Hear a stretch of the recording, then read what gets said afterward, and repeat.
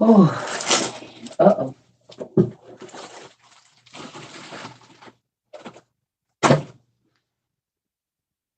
I need to do something with all of these books right here.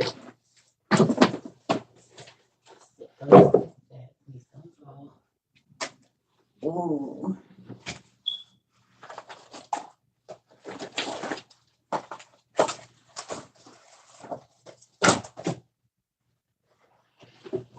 Oh, I forgot my water. Hey, y'all, I'm back. Let me go get my water real quick. Left it in the kitchen.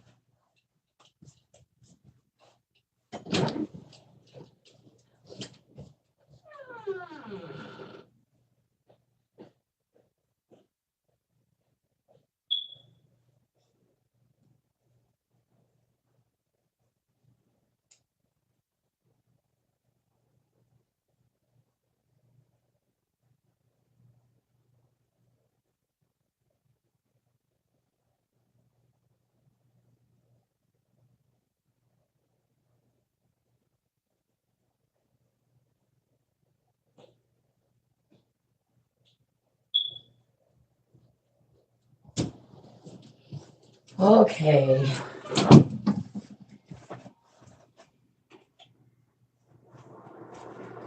Hey, y'all, I'm back. Sorry, but I had to eat and call my daughter. I'm gonna get off and call my other daughter. Text my other daughter and text my son. Something is not right here, and that hurts. I don't know what that is. I don't like it. Hey, y'all.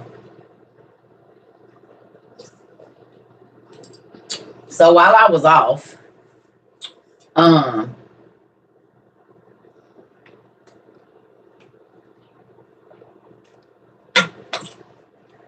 I was looking into something, and I just want to share it with y'all. If y'all want to know, I don't know what that is making my stuff feel like. I gotta rinse that dang gel stuff out of my hair, make it look like I got straight weave. Good afternoon. So I pulled out 3 books when I got off of here, because when I'm eating, sometimes I like to read. So I pulled out God and Monsters, Beasts and Creatures, and Persian Tales. Now I didn't get to Persian Tales, but I was reading here in Gods and Monsters, and y'all see I started taking notes. Y'all know whenever I do that. Thank you. I did. I chilled out and did nothing. Right? So I got our Gods and Monsters book. Hold on. Let me hold this up one more time so that everybody can get it. Let me do that now.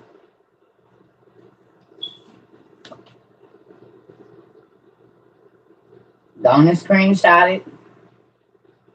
If they want to be baptized, if they ask to be baptized, yes. Don't force them though. It's a personal conviction. I was 5 years old when God called me, for sure. I was 5 years old the first time I got baptized. So, y'all, I need to get my bookmarks down. Hold on. Y'all send me bookmarks. I got bookmarks there. There goes right there. Okay. He was 5 too. Yeah, God called a lot of people young. Samuel, I think, was 8 years old when God called him. And a lot of people started reigning at 10 to be kings and stuff like that. Hey. So, who was excited to learn, if you was here in the class earlier, what big red book? Amazon be listening. I am convinced Amazon and Walmart listen to my lives. They watch y'all buying trends. I don't care what nobody say. Because every time after we start buying something, it goes up. Whatever we mention on here, after the first round of people buying it, it goes up in the price. No, the Gargantuan and Pentagruel book. Zarvis, you know, we've been for the books. Yeah, the Circuit Trova community been pushing the driving force of them books. I don't care what nobody say. It's so many books that we go and we sell out. I know for a fact we put a dent in the book. They probably ain't. It's probably been years since they sold as many books as they had in this last 10 months. Because people wasn't buying books. Everybody was getting e-books. I don't want you to say your real name, but there was something that came through. So I'm going to say yes. I normally do. Those things normally come. I just haven't gone normally, like, in a time where I'm sitting and thinking. I'll go through and do like the hearts and Venmo and all of that stuff. I go through and do that pretty much all at one time. So I can get everything where it need to go. Yes. Yes, they be getting free for, yeah. Because you got to think, Zarvis, anything that we do, especially if it's something to buy. No, I don't care about no credit. It's okay. It don't really bother me. That makes me excited. If you can move Walmart and Amazon's buying trends, I take that as a positive thing. You know what I'm saying? If we move into buying trends, because people are buying more books. Y'all, people was not studying on TikTok. Y'all know that. If they was, it was some mysticism stuff. Right, Cherokee. We doing something around here. Because without y'all, a win is a win. What you said? A win is a win, okay?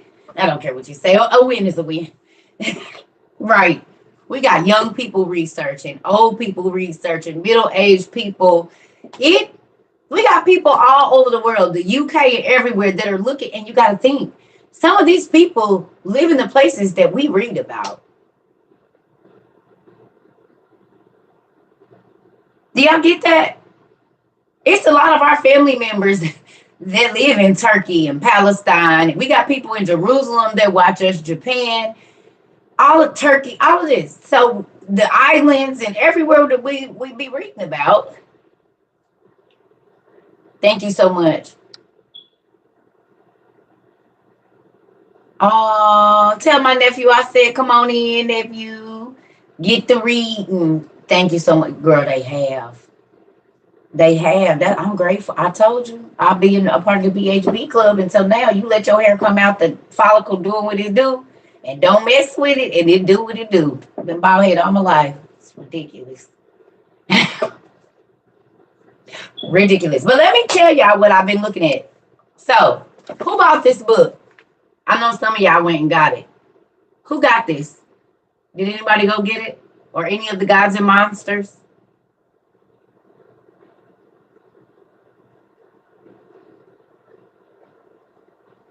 Okay.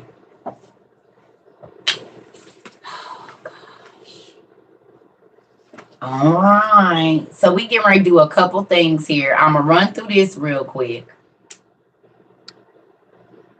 It's on my, Erica, that's on my book list. You can go through the book list. It's on there. The Adams chart, it's on there. You just left Goodwill. Uh-oh, Sasha, what you fan?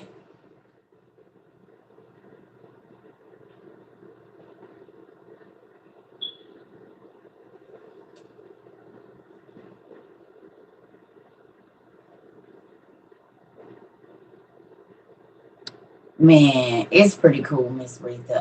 It's mind blowing. It is. It is. Sometimes when I know that we have like Doctor, you got all the mythology ones. Oh, you bought all of them. Okay. I'm at a red light right now. Danny.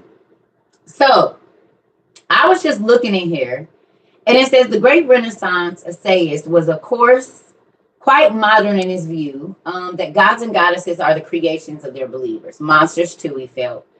Or a miracle than myself, he noted, blah, blah, blah. The gods and monsters here span far streams of human life and originate in every corner of the globe. So it says ancient Greece had its cosmogonies, myths of how the world, y'all, I really need my thing. I'm sorry, myths of how the world began and other stories of the gods. Although the gods travel far and wide, they also return to their homes beyond the clouds of Mount Olympus.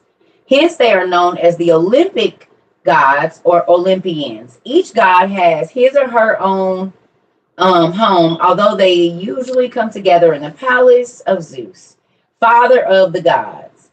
There, they feast on ambrosia and nectar served by the lovely goddess Hebe and entertained by Apollo on his lyre. It is an immortal world of feasting and discussions of the affairs of heaven and earth. Zeus, though known as the father of gods, has a beginning.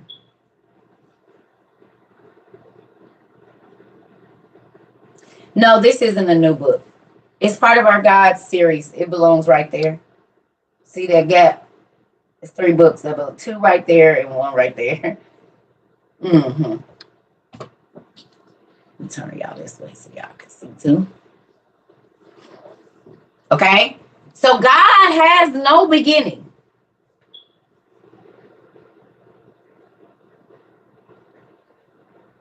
God has no beginning. But the gods did. The celestial calendar. You found that one in Half Price Bookstore today. Come on, Todd. Right on time. See, I told you to bring you the information right when you need it. So God didn't have a beginning. But Zeus had a beginning. Right. So look at this. It says, Zeus, though known as the father of the gods, has a beginning.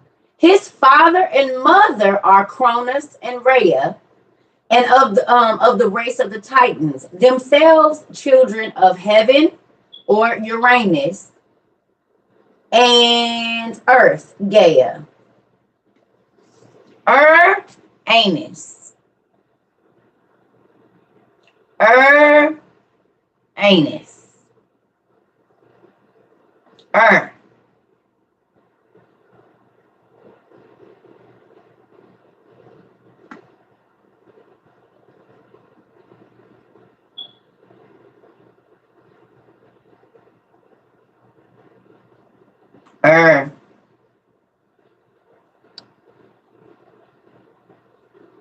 The children of Earth. Gaia, we know. Uranus. So that might have been the angel that protected Uranus. So then he started which started Iraq, because it used to be IR or UR or ER. Irenaeus, Uranus, Oranos, of the Chaldeans. Think about it, family. We've talked about this. If ancient mythological stories are built on which is ancient Mesopotamia, the cities Nimrod, and all of those started, that's why we got this book. And this one. Uh-oh, not that one.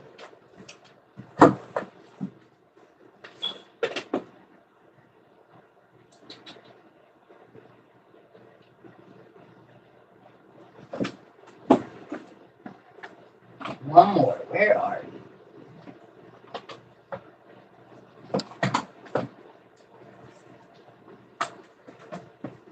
Oh, and this one. Get your fingers ready. The least of the clans. Come on, Zarvis.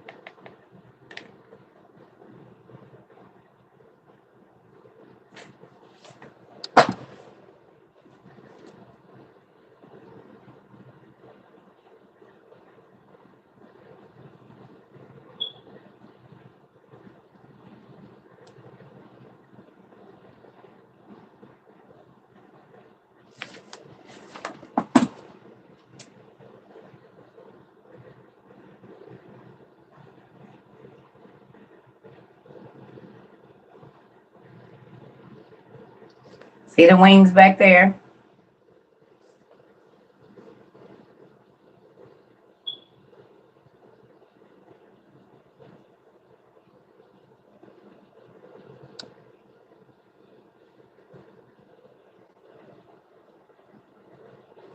Now y'all want to know why? Now y'all know why they be in Iran. Look who's on there.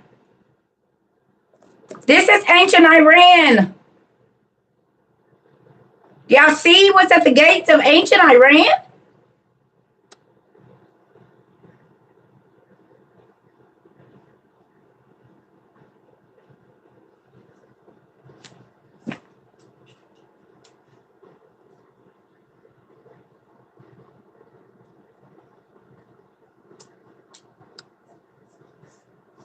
Just let me find a book.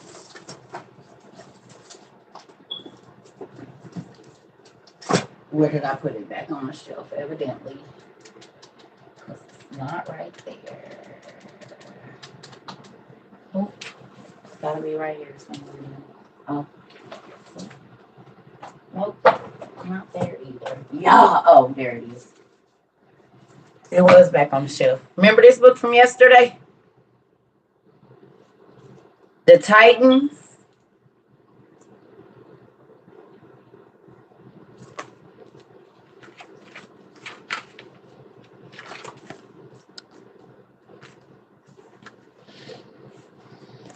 And Persepolis, Iran. Look how big this is. Look how big he is. Remember? Perseus, Iran.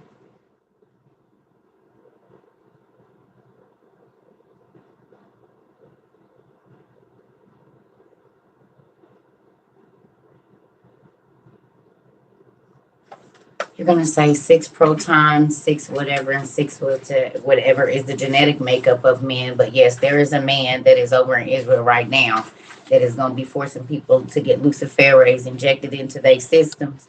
And that is going to be the mark of a man, the man that's over there claiming that he is the Messiah. And it's going to be 666 in whatever version. As a matter of fact, y'all have already seen it. It's the 3 snakes chasing their tail, and y'all call it a scan code.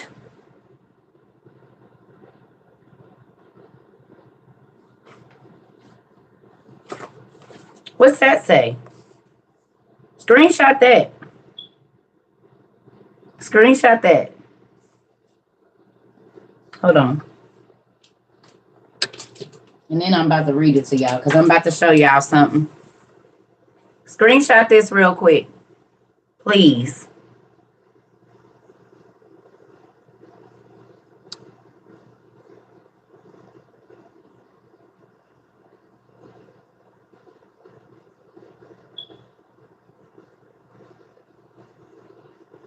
Y'all see how big he is compared to this person? Look at the size. He's stepping on people. You see this? Okay. It says Naram Sin, the grandson of Sargon of Akkad. Sargon. This dude. Naram Sin, the son, and his name is Naram Sin, Naram hyphen or dash, whatever, Sin. The grandson of Sargon of Akkad. The city of Akkad has not been discovered as to this date. Lies. It is the 3rd city Nimrod built in Genesis 10:10. In the legend of Nimrod, Nimrod killed a bull without any weapons and placed the horns of the bull on his head as a symbol of his strength. Notice the horned headdress of Naram Sin. A version of this traditional headdress was worn by the Vikings, Africans, and ancient American Indians.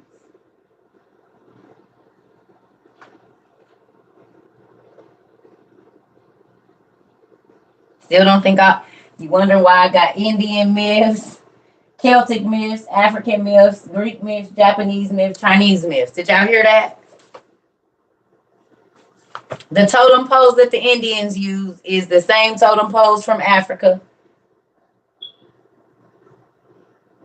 The same feathers in their hair with the long braids that used to be locks.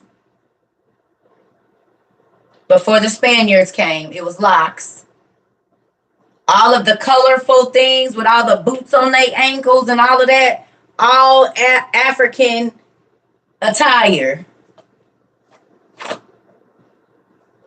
Yeah, the rain dances started in Africa. All of that started in ancient Mesopotamia. Oh, yeah. Mm-hmm. Fringes and all, yes. It is a true thing. The Hawaiians, the Samoans. Mm-hmm.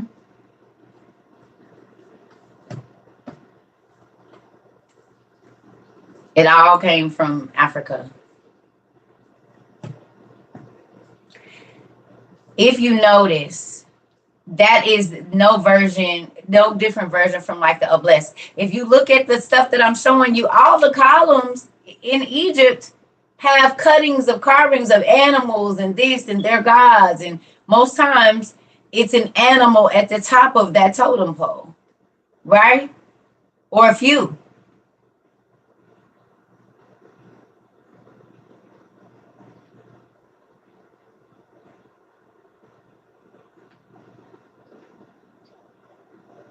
Yeah.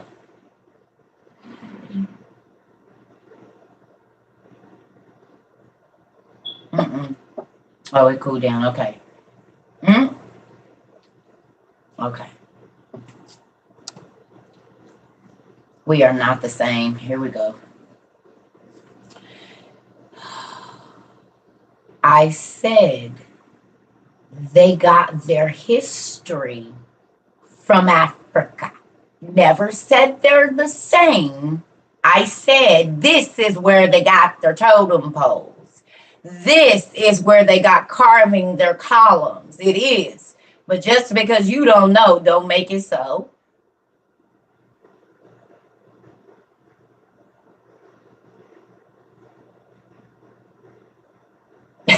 People is crazy.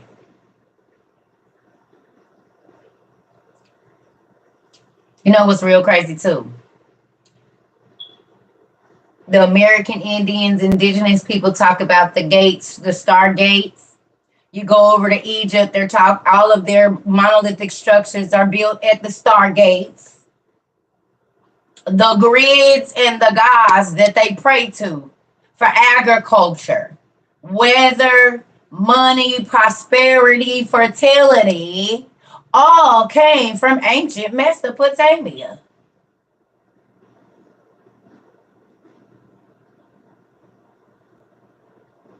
Oh, I was about to say, wait a minute now. Tribal dancing and teaching, all of that, the sacred foods, all of that stuff.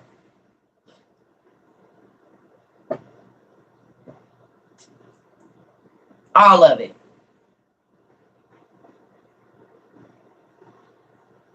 The migration changed your skin color, y'all. The farther you get out of Egypt, the lighter you're going to get. The farther away from the equator, if you move to Alaska this year and God would have let the world tarry another 100 years, your folks ain't going to look like they look now because of, what is it? Uh, Not genetics. What is the word I'm looking for? When you, not evolution, but it's the, oh, what is the word I'm looking for? God, please bring it to my mind. No, no, no, no, no. Adaptation, basically. So, yes. So, like, if you move to, like, if I move from the Midwest to Phoenix, no. If I move from the Midwest to Phoenix, I have to have less blood in my Phoenix because it's at a higher altitude or whatever it is, and the air is thinner up there. So with all of that fat and stuff in my blood, I wouldn't be able to move around. But if you move from the West Coast where it's warmer to like Connecticut or something, then you have to eat for the weather. right? Asians, the reason that they have that yellow tone to their skin is because they eat a lot of raw fish. And so a lot of that stuff changes your skin tone. The higher up or the colder it is, the longer your hair is and the thinner your hair is going to grow because it needs to cover your spine. When you in Africa, it's hot. So your nasal passages need to be open because you need that cooling sensation. And when it's cold, your nasal passages have to close because too much air could freeze your brain. And you need hair to cover the back of your neck to protect your spine. So your hair starts to grow longer. So the further you get out of Africa, away from the equator, this is what happens. It's less sun in Russia than it is in Africa. Don't you? Okay, black folks, don't you get lighter in the winter? I'm already getting my winter color now because the circles stay outside, baby. I get that good black, reddish, brown color. But as soon as the sun starts to go away, what happens, black folks? So if you move to a place and you live there and you start to have children there,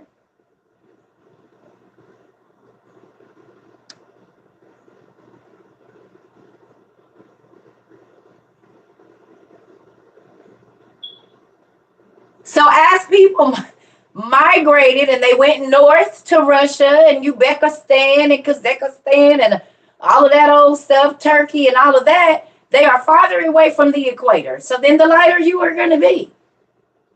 And your body is going to adapt. When I first moved to Phoenix when I was younger, that first winter, everybody was talking about it's cold. I'm walking around looking at people like you crazy. Well, I had a lot of fat stored up in my blood because I had been living in the Midwest.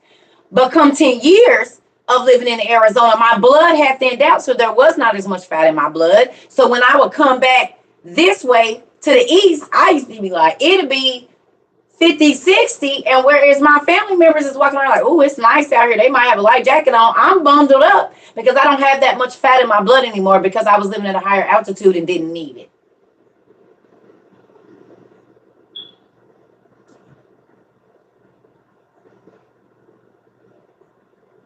Makes sense. And not only that, because the mark of Cain was a white spot on black skin, what we call vitiligo now. Vitiligo now was the mark of Cain back then. This is why a lot of African countries viewed albinos as demonic because their skin was the full color of the mark of Cain.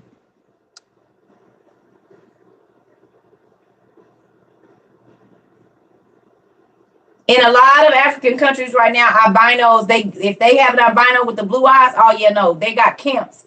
They give up the albino children. Not everywhere, but a lot of places they do.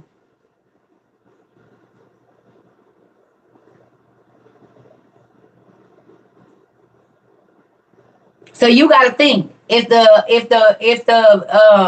albinos kept getting pushed out of Africa and they migrate up to Russia, they migrate over to Italy, they migrate over to these places, over time, they're not in Africa, so their skin is going to change. Y'all done seen black women give birth to blue-eyed, blonde-hair babies all day long. And the daddy is blacker than her.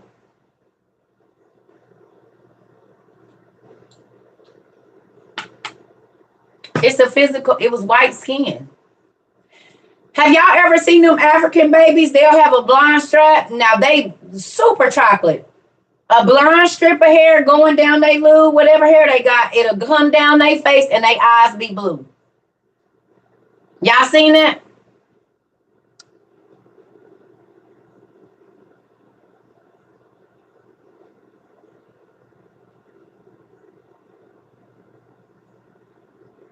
They say vitiligo comes from a chemical imbalance. What chemical imbalance?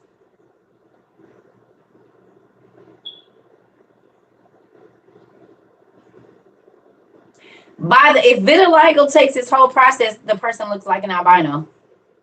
Right or wrong? If it covers the whole lack of melanin.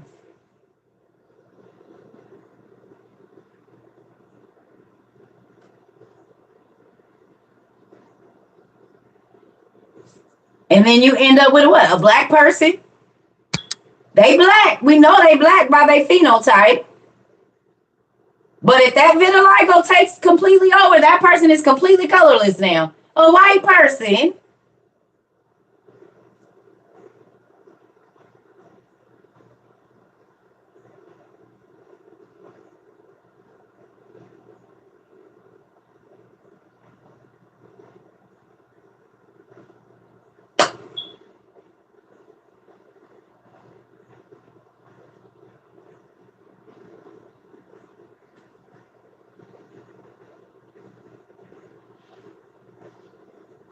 You said, yo, it's true. One of my friends had vitiligo, progressing over 4 years. His hair and eyes changed. Yeah.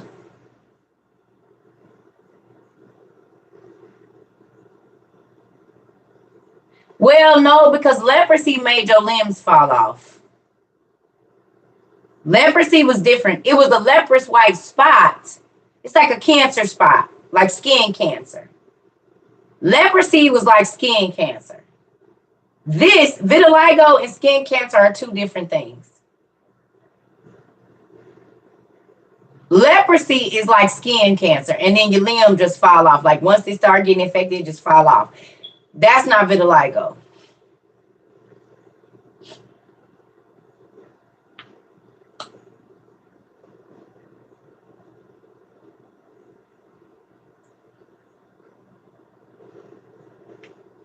There's still people that have leprosy right now, and your limbs go numb and they fall off. The nerve endings and everything die. That's not what happens in vitiligo. Vitiligo is just a reduction in melanin. It's not the same thing. You can get cancer spots. What color mostly are cancer spots? White spots on the liver, white spots in the eyes, white spots. Right? Cancer a lot of times starts out like a white spot. So that's more like skin cancer, leprosy, because it causes the limbs to fall off and become necrotic and whatever. But there's people that lose their skin color and they just a light skinned person. It ain't nothing else to change but their eyes and their hair color and everything. They're just white.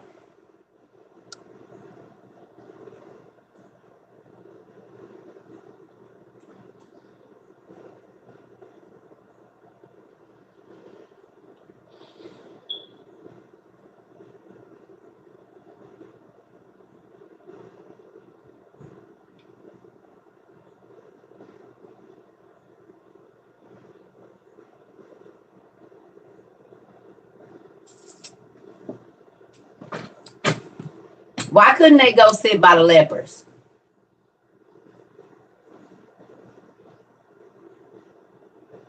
Why couldn't they go sit with the lepers?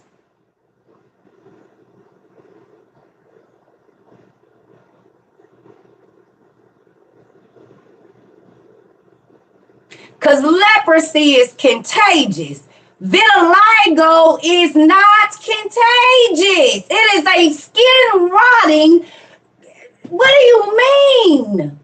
It doesn't matter what they compare it to. You got to read and see what it say. It was an infectious disease that caused your limbs to fall off and rot. That is not vitiligo. Vitiligo is not contagious. It don't matter what they didn't go do their research.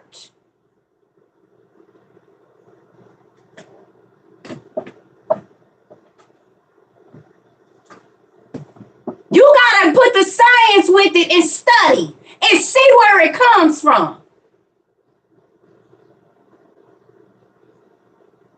Exactly, why they was quarantined and you couldn't touch them, and they had to say leper, a leper. They had to tell people they was coming. Vitiligo is just a loss of natural color. There you go. Two different things.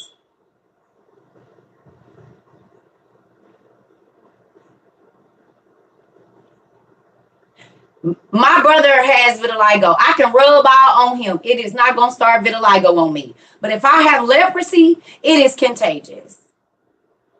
It's almost like MRSA.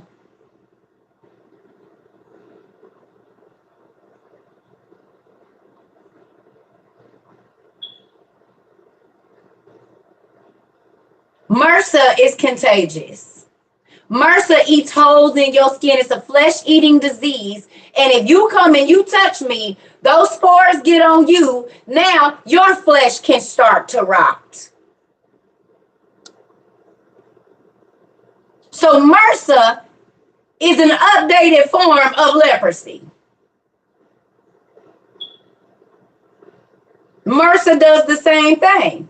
It'll eat holes in your skin and keep coming back and producing sores all over your body.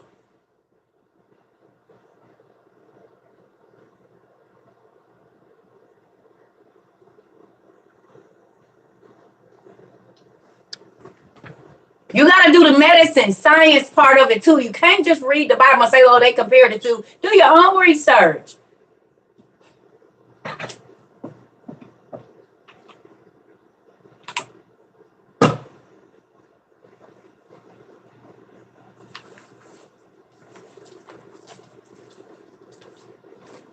And MRSA won't turn your hair white. Exactly. Back to what I was saying.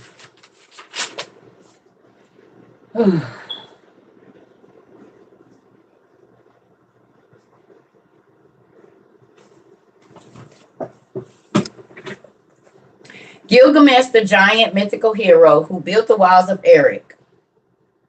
Who built Erech?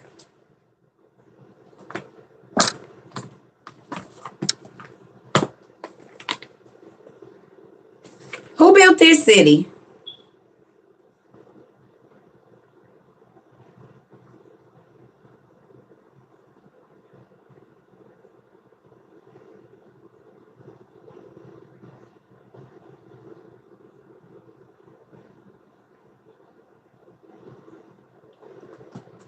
Gilgamesh or his other name? What's his other name?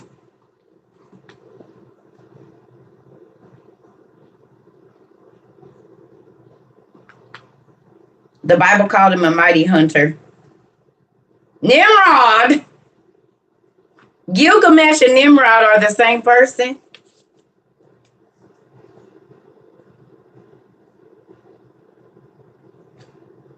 Because Nimrod built these cities.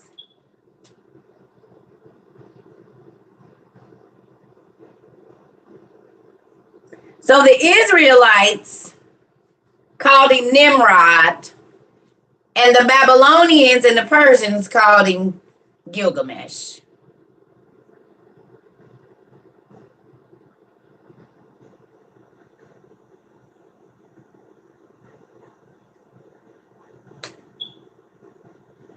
Thank you so much.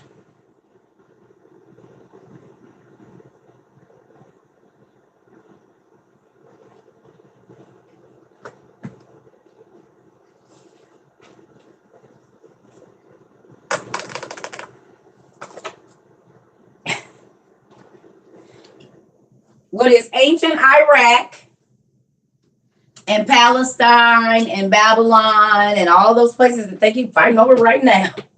So I did all that to go into what we about to go into, right? So when I got off of here, look, the prisons of Esarhaddon and Ashurbanipal were at Nineveh.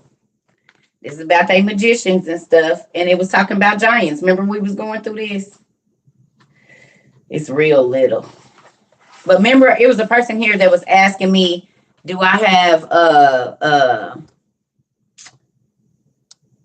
what did they say? They was like, you reading that, but you need to be reading cuneiform. I said, I got plenty. I got plenty of cuneiform. I got some more back there. This is the cuneiform tablets. What's the name? Interpreted. So yeah, I got plenty of cuneiform. Don't worry about it. I'll show you. Mm-hmm.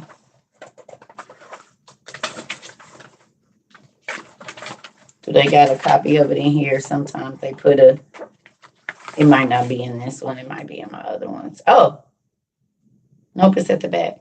Show y'all.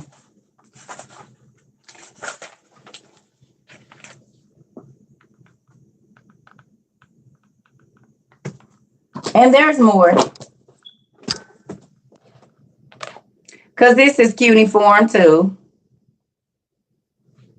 And I got some more cuneiform. Well, technically, I do have cuneiform, and it's all deciphered, as a matter of fact.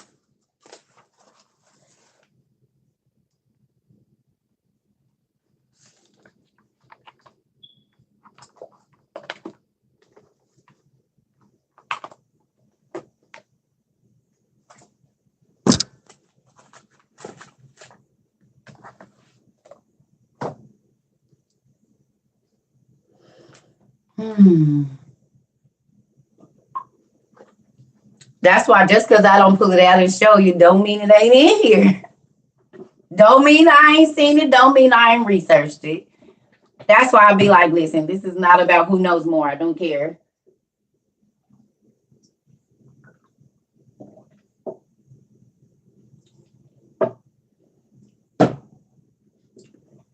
Okay. So, listen to this.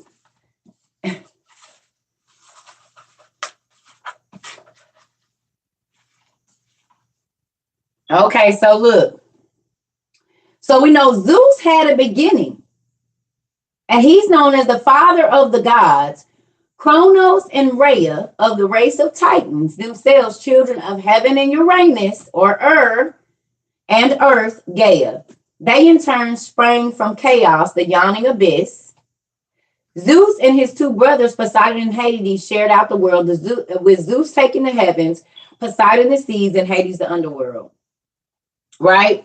So it goes on. Zeus gave him Aphrodite, blah, blah, blah. And it says, Athene, goddess of wisdom, sprang fully adult from the head of Zeus. And it was she who gave her name to the city of Athens and to the most of all famous of Greek temples. The Parthenon built between 447 and 438 BC.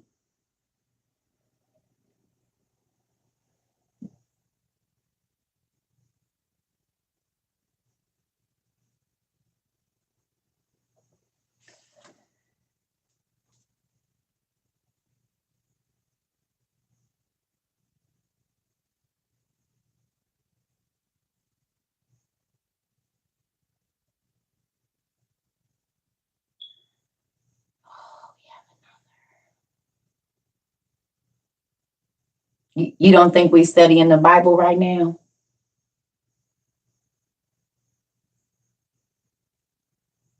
You don't think we study in the Bible?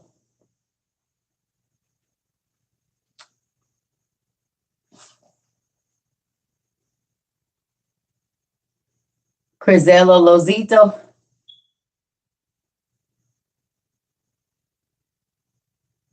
You don't think what we're really reading is Bible? You don't think this is Bible? No. Don't. I ask y'all not to at people. Don't do it. I don't need moderators.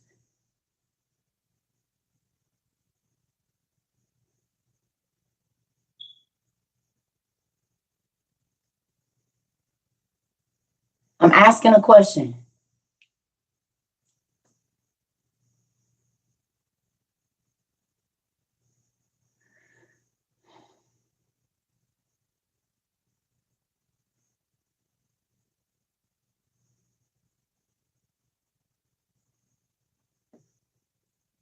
It's both, because you can't study history and you can't study the Bible without studying history. So I don't know if you know this, but all Greek and Roman and any mythology that you're going to read is based on Assyrian and Babylonian kings. So all of the mythology that you read, Zeus, Hermes, Aphrodite, those are the Greek names for the Assyrian and Babylonian kings that are mentioned in the Bible that Israel had to go up against. They are the false gods. They weren't statues. They were real people that men started to worship as gods because they had superpowers. Because in the seventh generation from Adam, angels came down and had sex with women and created a super race. those people in turn being the kings in the king's book of your Bible and Judges and all of that, that Israel knew that was going bad and stuff. Yeah, those people.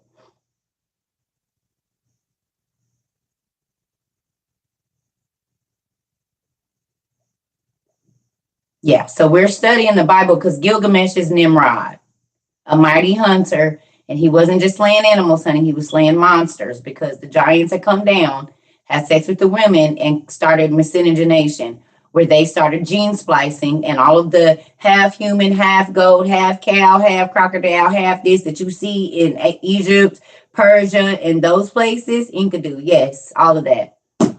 Inky. The Inky became the Inca, the Enki, Inca,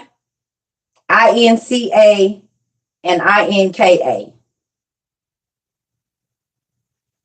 Inky, Inca, the Inky. That's that whole line of. They just changed the name. Yeah. So moving on.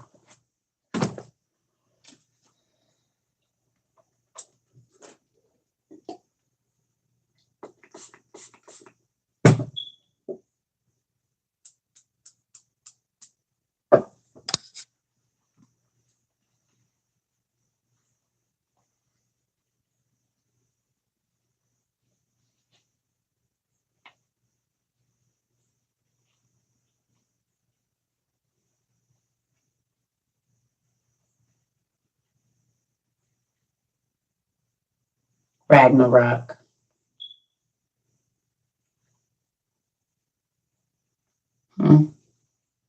We know all about Ragnarok, don't we?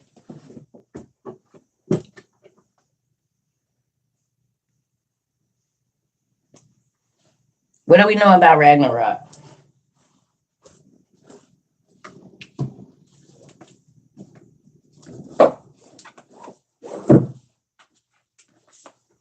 They talk about the Bible too.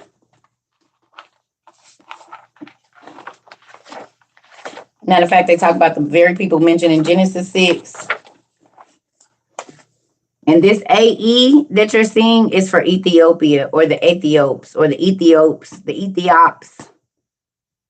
Assyr, the Nephilim that are mentioned, the Nephal.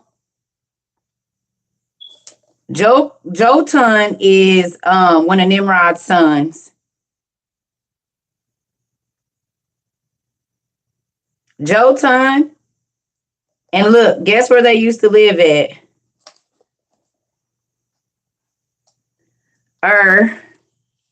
They just added a D. This is See it?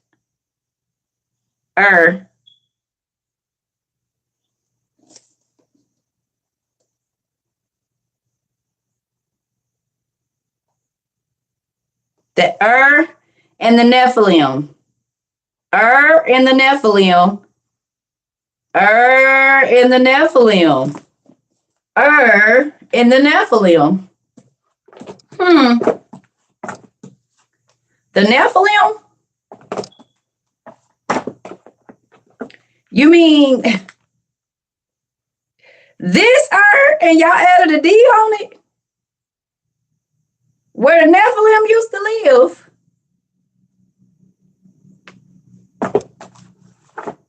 This where the Nephilim lived.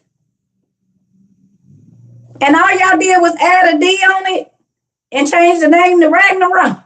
But the Nephilim lived there too in Erd.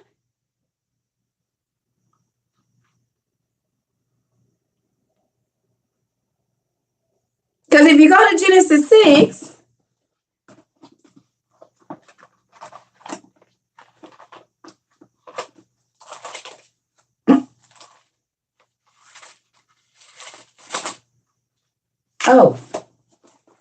the same Nephilim right there. That's coffee, y'all. The same Nephilim.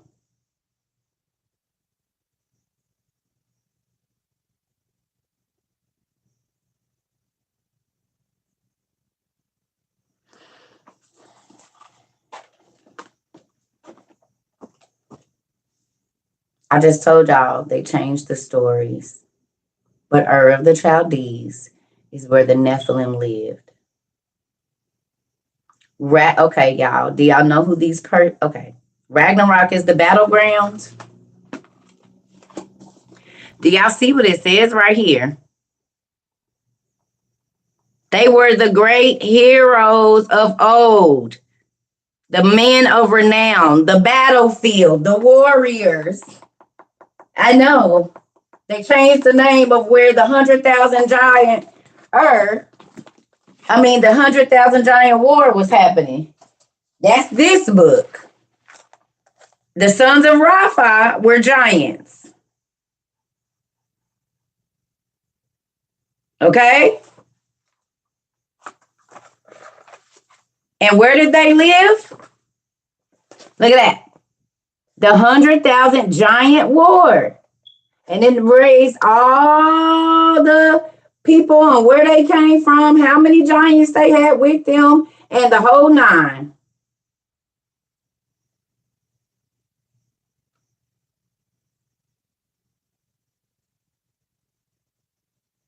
No, this is King Og of Bashan.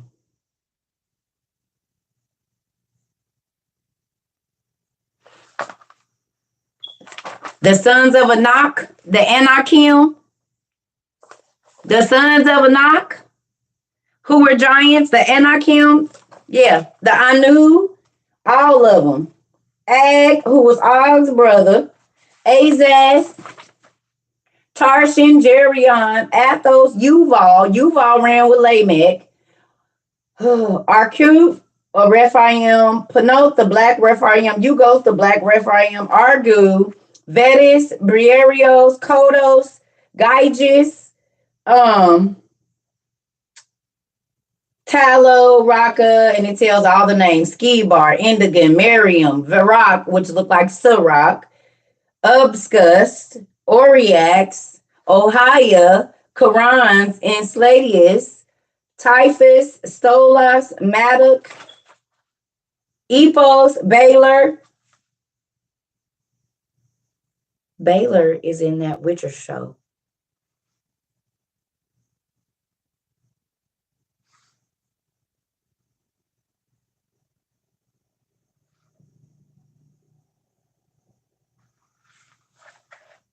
Baylor is the black dude in the show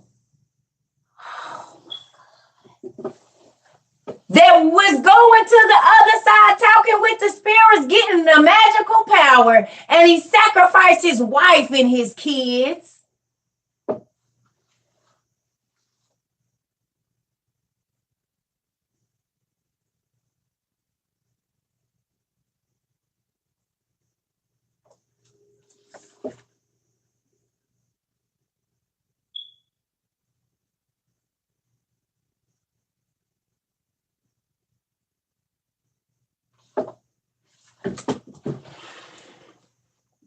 Baylor with black hair and one good eye. Baylor, whose single eye perceived the weakness of his enemies.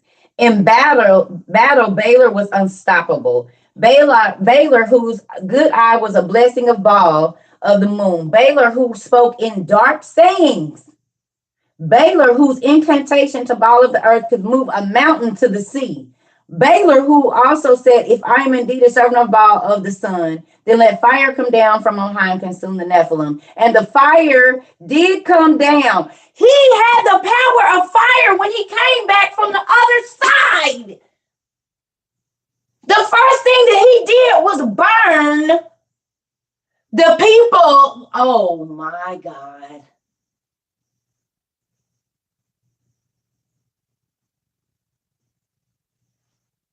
Chaos.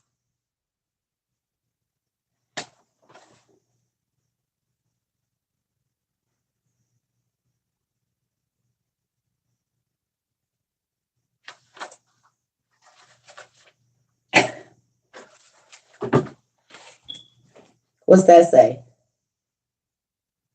Gantua from the cold lands of elsewhere. Gantua from the cold lands of elsewhere. Gantua? Like Gargantua? Whose mama was pregnant with him? Gargamel was pregnant with Gargantua?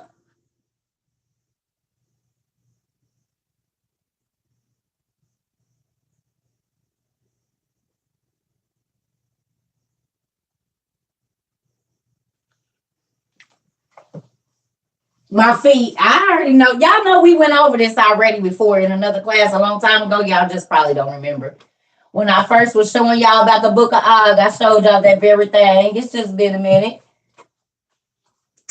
So Norse mythology has a place or things, Erd and the Nephil or the Nephilim in the realm of torture, which it says in Enoch.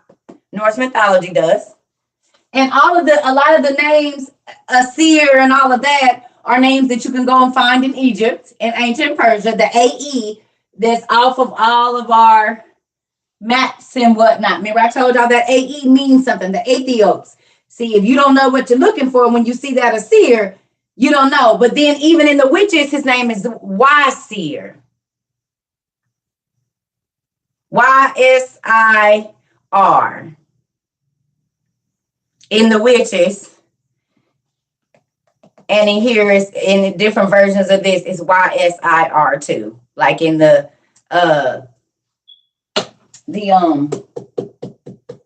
pirates like gods or whatever. Yeah.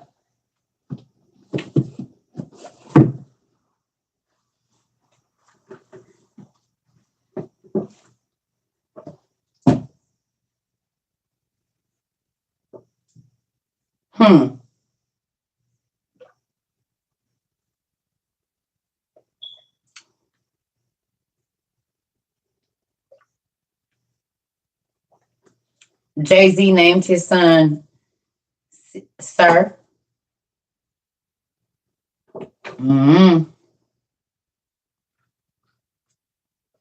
What's in Frozen?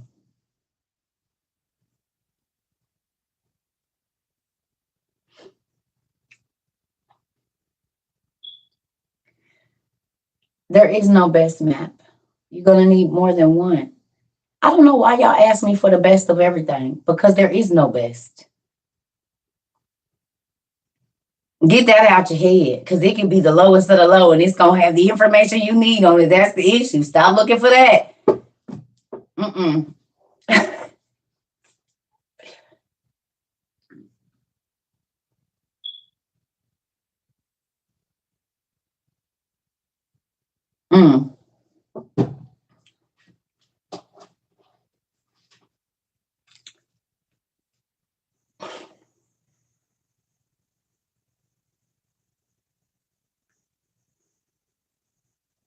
What happened?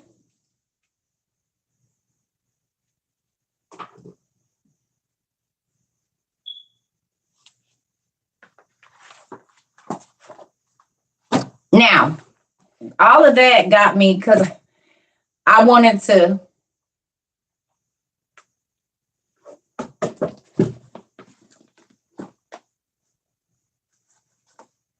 I told what show? Okay, so see this humans, heroes, and demigods? Humans, heroes, and demigods. Oh, sorry.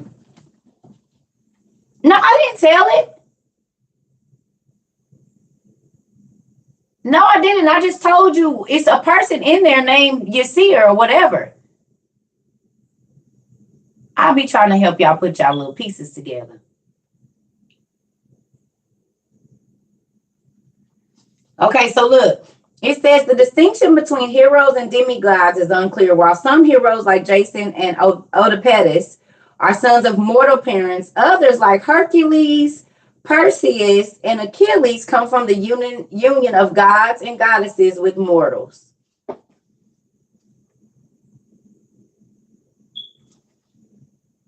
With some heroes like Jason and Oedipus are sons of mortal parents, others like Hercules, Perseus, and Achilles come from the union of gods and goddesses with mortals.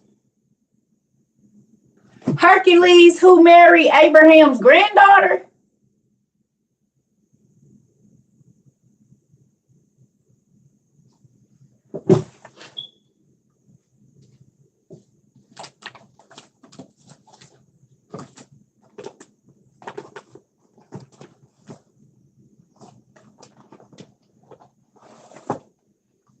Hercules married Abraham's granddaughter.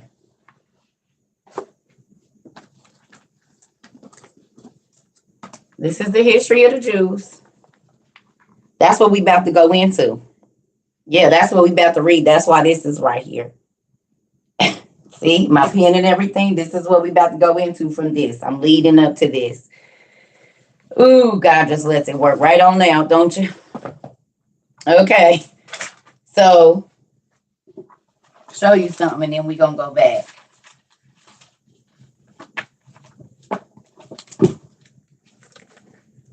See? Aphor. Abraham and Keturah, or Abraham and Hagar. Okay. They had another set of sons. 3 of the sons, Aphor, Surim, and Japhran. Okay? Y'all see that? Hercules married Aphorah's daughter. Hercules married Aphorah's daughter. You see that?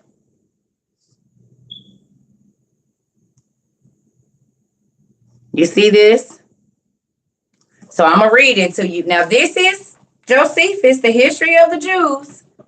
So it says, in the agreement with the history of Moses, their legislator relates that there were many sons born to Abraham by Keturah. Nay, he names 3 of them, Aphor, Surim, and Japhran. That from Surim, the land of Assyria was denominated. And that from the other 2, Aphor and Japhran, the country of Africa, took its name, because these men were auxiliaries to Hercules when he fought against Libya and Antaeus, and that Hercules married Aphorah's daughter, and he begat a son, Diodorus, and that son was his son from whom that barbarous people called the Sophaeans were denominated.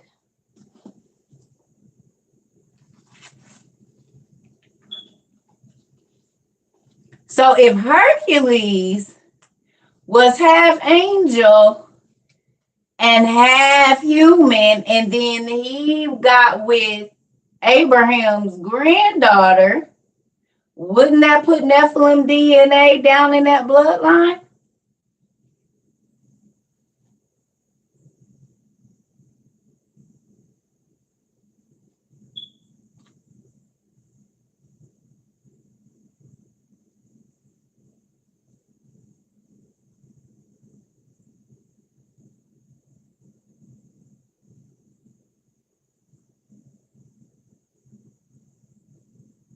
Mm-hmm.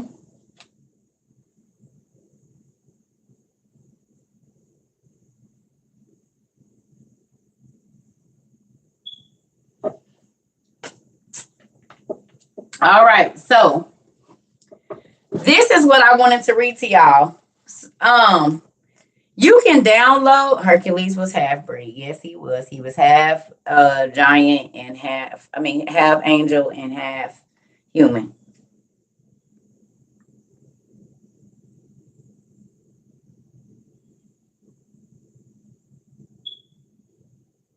Aphor was a son. Father Abraham had many sons. Many sons had Father Abraham. I am one of them, and so are you. God said all his seed was going to be blessed. He was going to have family members. He started the Indians, the Hindus, and everybody. You gotta listen to the song. Many sons, many descendants, as the sons of the. That explains why Jacob was able. I told you, ain't no regular sized man gonna be able to throw no whole grown lion and no bear over 2,000 feet. A rock's throw back then, I think, was 3 stadia or something. It ended up being like 1,000 feet or 600 feet or something. So what grown man you know right now, Shaq, can't even pick up a full-grown lion and bear and toss it like a rock? But Joseph's brothers could.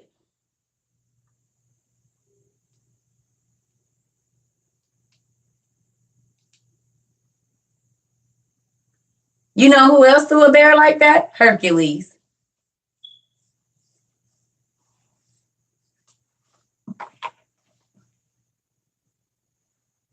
Right, he said, can you number the stars? Right. It was a kitty. It was like a kitty cat. Exactly. Exactly. Exactly. Josephus. Okay. So, y'all ready? I'm going to run to the restroom real quick. Take a screenshot of this if you can. Real quick. Take a screenshot real quick.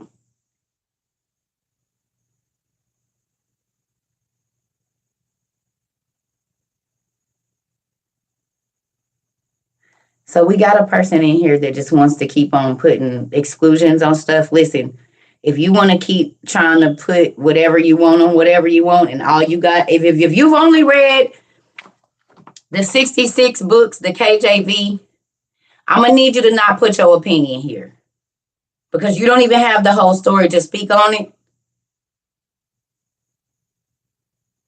Okay? Because y'all be so specific about everything, but can't even tell me what Adam and Eve's daughter's names was.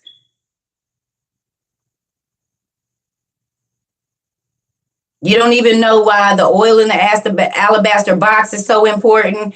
You don't know what happened to Jesus between the age of 0 and 11. And then after that. So don't try to get specific with me because y'all don't even have the whole story. Please.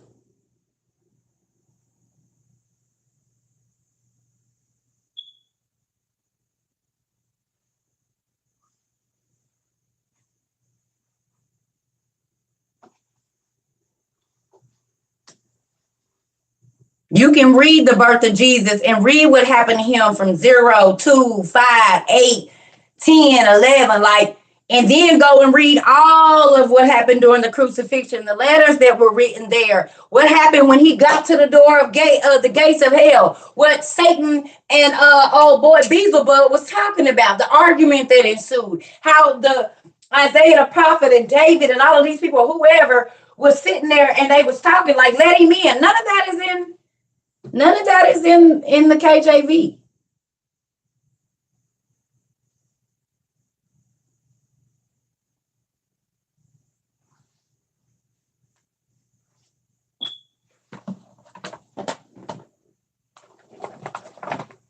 These two books have books of the Bible that your Bible don't have. The rest of your stories, where you can read about Adam and Eve's kids and what happened when Abraham died and what happened. Like Meet Joe Black is basically the version they got that from the Testament of Abraham, or the Apocalypse of Abraham, when Abraham was getting ready to get out of here.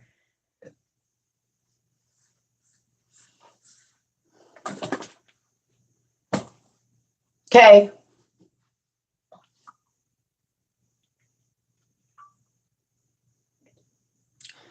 Erase the lines, exactly. Take God out the box because you ain't even got the whole box. You only got a corner of it.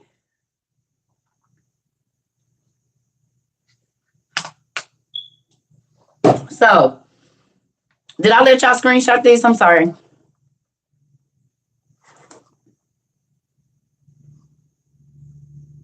Yeah.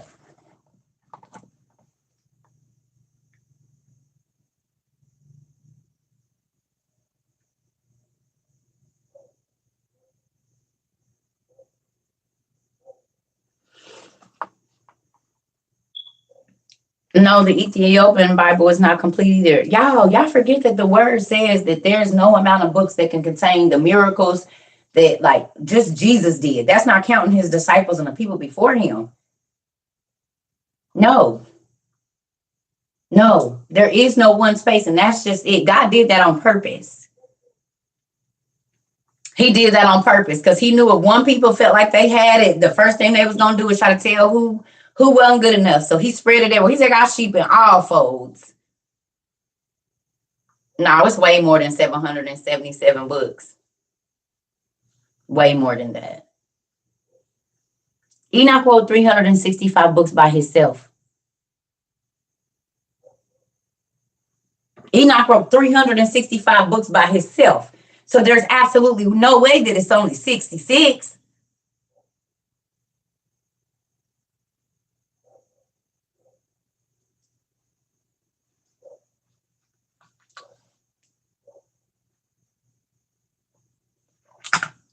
When God told him, take this back to your son so that they can know, Solomon wrote all those books.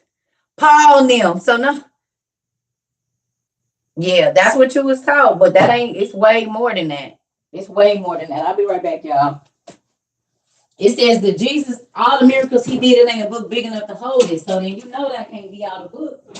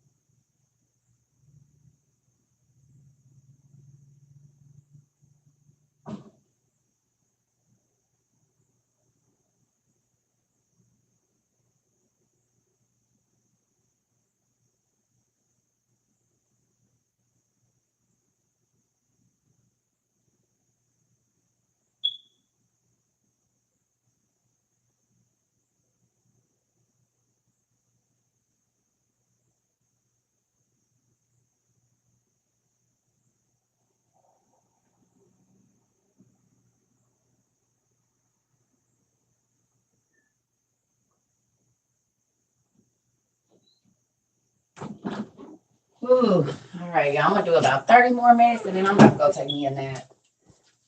Mm-mm-mm-mm.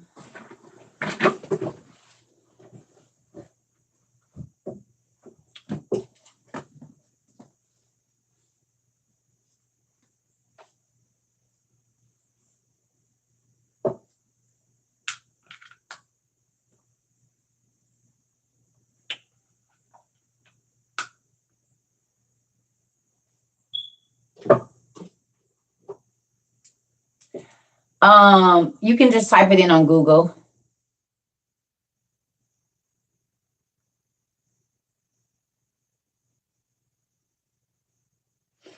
No, this is the thing. King James was not a bad dude. He made the Bible available to the average person. If you weren't a noble or born of like highborn, you wasn't even supposed to be reading it.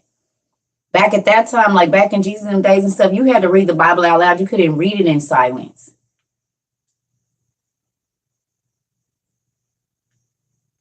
And so King James made a version that the layman could understand. Parables. They barely had money to eat. You think they could have money for books? They didn't even get to go to school.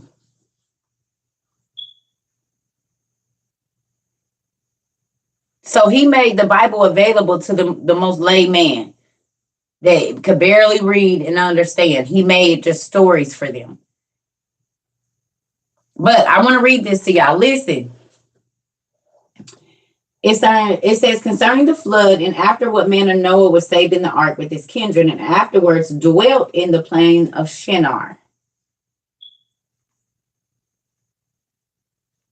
where the Tower of Babel was at.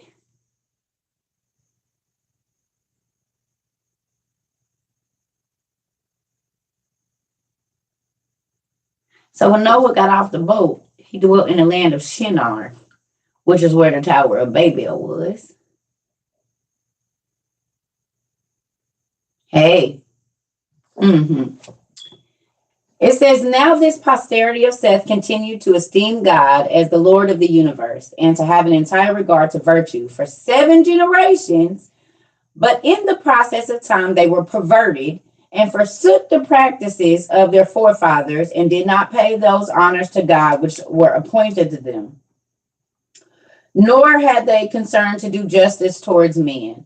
But for what degree of zeal they had formerly shown in virtue, or for virtue, they now show by their actions a double degree of wickedness, whereby they made God to be their enemy.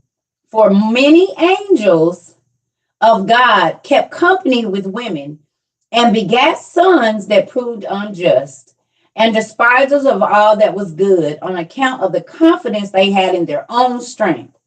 For the tradition is that these men did resemble the acts of those whom the Grecians called giants.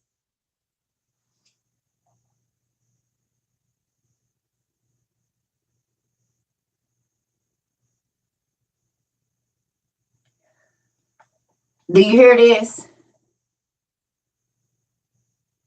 Yeah, we're on YouTube. All of our classes are on YouTube. Y'all want me to read that bottom part again? I'm going to read it again. Listen. It says, now this posterity of Seth continued to esteem God. So we know that for 7 generations after the flood, or during that time, or whatever. I'm sorry, before the flood, excuse me. Before the flood, not after the flood, excuse me, before the flood. So, oh man, this is crazy. All right. Now this posterity of Seth continued to esteem God as the Lord of the universe, and to have blah, blah, blah. Okay, so, but in the process of time, they were perverted and forsook the practices of their forefathers, and did neither pay those honors to God which were appointed to them, nor had they concern to do justice towards men. But for what a degree of zeal they have formerly shown for virtue, they now show by their actions a double degree of wickedness, whereby they made God to be their enemy. For many angels of God kept company with women, and begat sons that proved unjust, and despisers of all that was good, on account of the confidence they had in their own strength. For the tradition is that these men did what resembled the acts of those whom the Grecians called giants. But Noah was very uneasy at what they did, and being displeased at their conduct, persuaded them to change their dispositions and their acts for the better. But seeing that they did not yield to him, but were slaves to their wicked pleasures, he was afraid they would kill him, together with his wife and children, and those they had married. So he departed out of that land. Now God loved this man for his righteousness, yet he not only condemned those other men for their wickedness, but determined to destroy the whole race of mankind, and to make another race that should be pure from wickedness, and cut short their lives, and making their years not so many as they formerly lived, but 120 only. He turned the dry land into sea, and thus were all the men destroyed. But Noah alone was saved, for God suggested to him the following contrivance and way of escape, that he should make an ark of 4 stories high, 300 cubits long, 50 cubits broad, and 30 cubits high. Accordingly, he entered into the ark, and he and his wives and their sons, and put into it not only other provisions to support their wants there, but also sent in the rest of all sorts of living creatures, the male and the female, for the preservation of their kinds, and others of them by sevens. Now this ark had firm walls, a roof, and was braced, and blah blah blah blah blah. So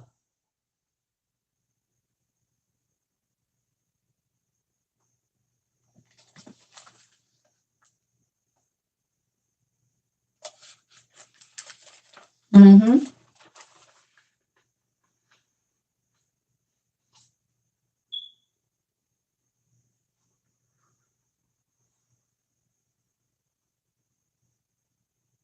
There was something else.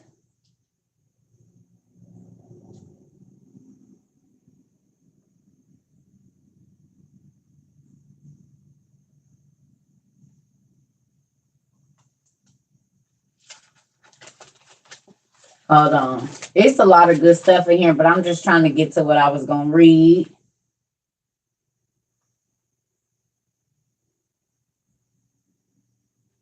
Oh, right here.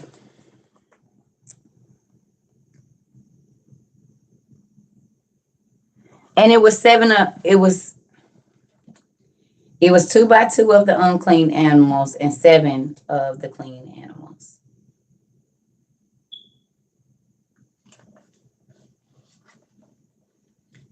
The Ashkenazi Jews, they're not the real Jews. The Jews that are in Jerusalem right now, those are the Romans and the Greeks that never left.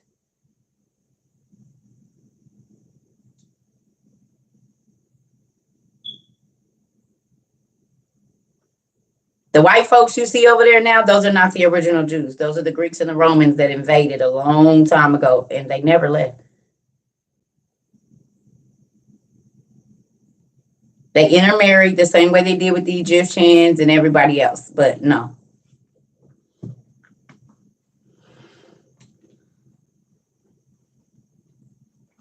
But I want to show y'all. Y'all asked me about the races of people. Y'all see this? The Gauls and all of that. This is why Josephus is good.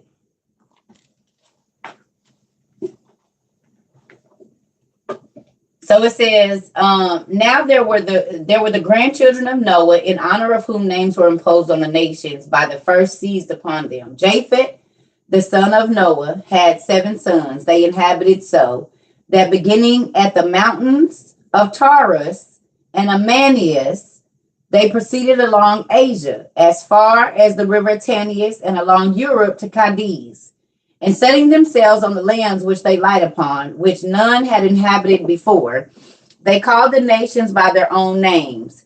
For Gomer founded those whom the Greeks now call the Galatians or the Gauls, but were then the Gomerites. Magog founded those that from him were called the Magogites, but who were by the Greeks called the Scythians. So Magog's children were also called the Scythians.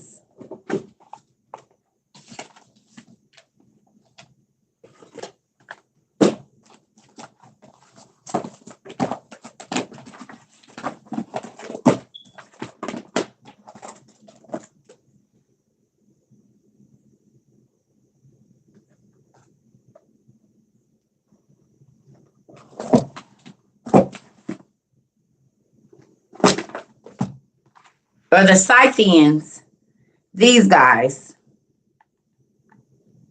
So in ancient Anatolia, Asia Minor, and we know that because it just said they went down by Asia. Look it.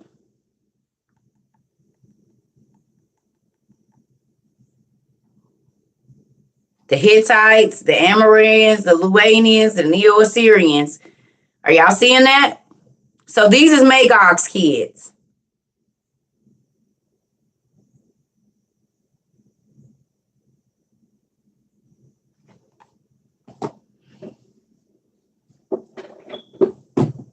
Remember I told y'all the Greeks changed all the names.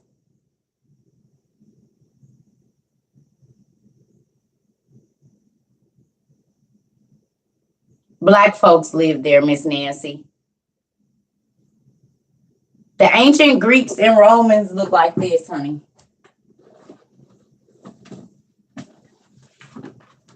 And this was not just paint. This was their skin color.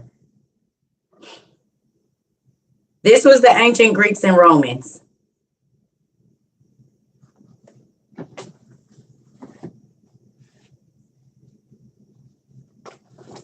Just like this was the ancient Egyptians. Ancient Egyptians, ancient Romans. Ancient Egyptians, ancient. Can I be honest, Miss Nancy? It wasn't no white people in the Bible. It was y'all wasn't in there in the beginning. Yes and no, but no more. Yeah, sorry. Y'all wasn't the white folks. They painted some of them white, but that wasn't the case. The albinos is who kind of like started y'all race. I'm sorry.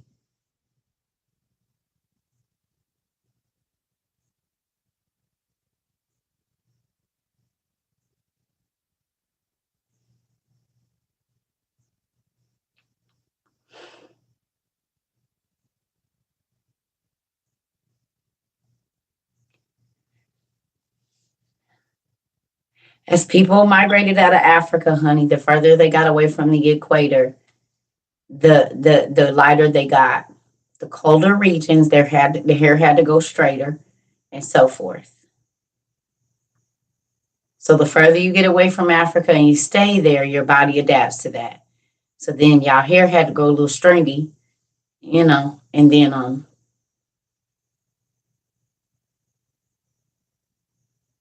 yeah.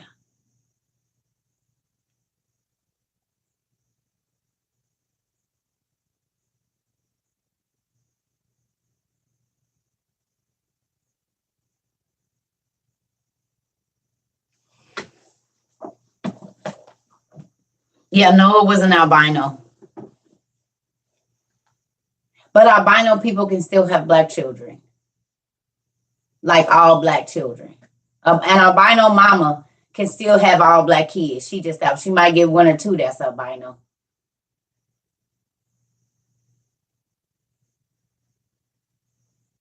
The Caucasus Mountain. Have y'all looked at where the Caucasus Mountains is?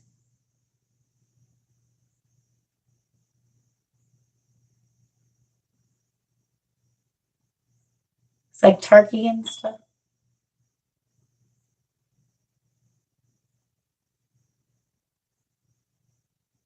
Okay. You might want to study where that is. Yeah.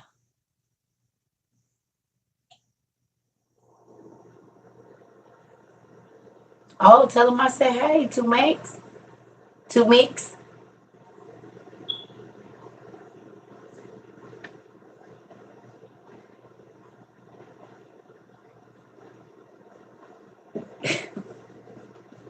Yeah.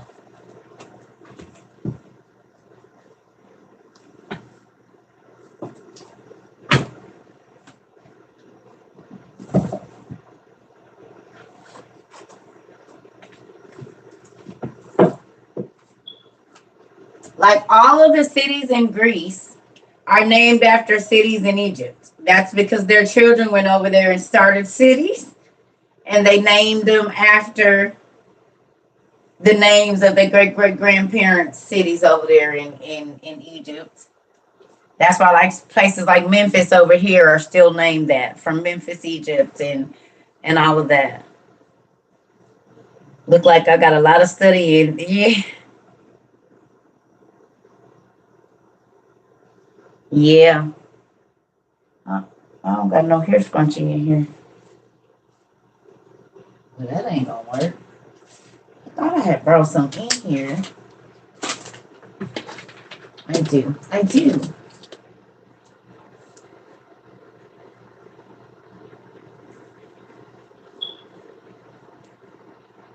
Yeah.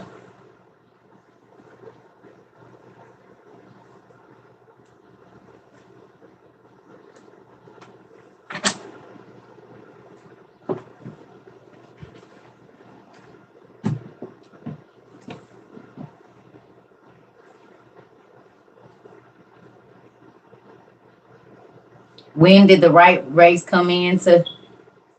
They are. Listen, did y'all just hear me say no? It was an albino. There was albinos back then. Oh, Miss Nancy, you can stay here with us. She said, "Oh, well, I don't have a place to go back to then." No, ma'am, you don't. Not really. Because if you go back and you keep researching pumpkin, everybody, like if you look up the Etruscans, who were the ancient Greeks and Romans, and different people, it's just, yeah. But you can stay over here, Miss Nancy. She is funny. She said, well, "Wait a minute. That means I don't even got no place to go back to." No, ma'am, you don't. That's why I kind of be looking at some of your family members like, "How was you to?"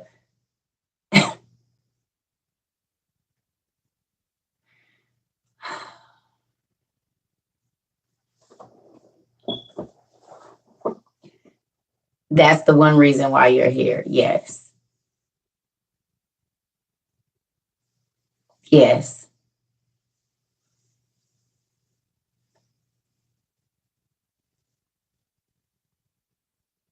Albinos. There's still places in Africa that sends the albinos out.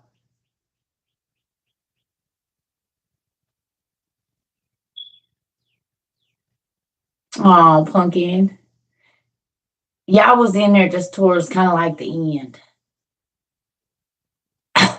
Y'all in there just at the end, just closer to the end. Not I always say I'm black on the inside. You do. Yes, that's Auntie Nancy. Everybody say hi to Auntie Nancy. Hey, Auntie Nancy, you can stay here.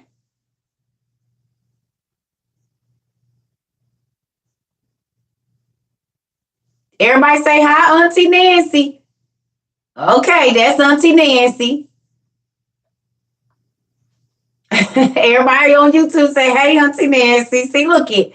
You can just come over here. Come sit with Tone. Tone said, come on. She said, yes, thank you. I'm staying. So we got an Auntie Nancy. We got an Auntie Karen. We got an Auntie Sandra. Yes, our family is building. And yes, all your nieces and nephews and stuff over here say, hey, Auntie Nancy.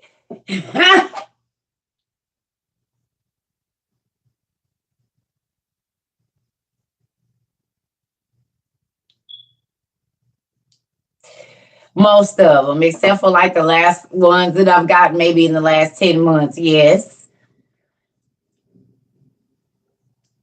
Oh, that's so hilarious. She said, well, I don't got nowhere to go back to then. So, Auntie Nancy, I don't know if you know this, but the way that we got the seven continents is when the flood happened. Prior to that, everybody was still on one continent.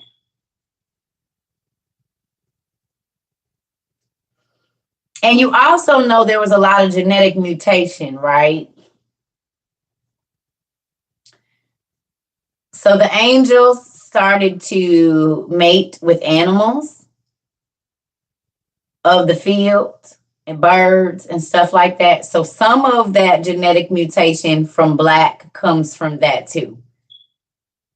And we've proved it in black folks and white folks and Spanish folks. The genetics are all there. Because we don't know what all the angels look like. And some of the angels, it did say their hands was white. So that could have been part of it.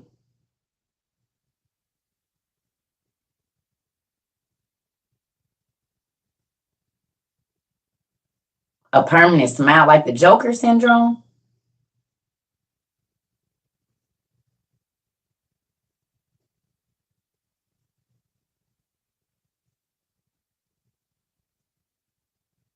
What do you mean? And we evolved from what? We was never monkeys. What have we evolved from? What do are you thinking about because we didn't come from primordial ooze.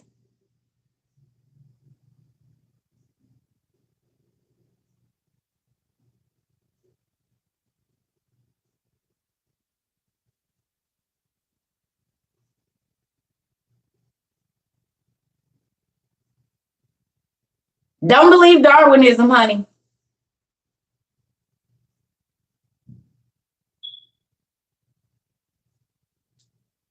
You mean like hair changes in color? Because if you were to move to Alaska over time, your body is going to change. The hair, all of those things change, y'all. Asian people, like I just said, Asian people, their skin is like that yellowish color because they eat a lot of fish, shrimp, raw food and stuff like that. Your diet has a lot to do with the area that you go to. So if you live in a warmer climate, your blood is going to be thinner. If you live in a colder climate, over time, your body is going to grow more hair to cover you. Your hair is going to thin out. Your nasal passages are going to close up. Like these are things that happen just because of the area that you're living in so you don't die.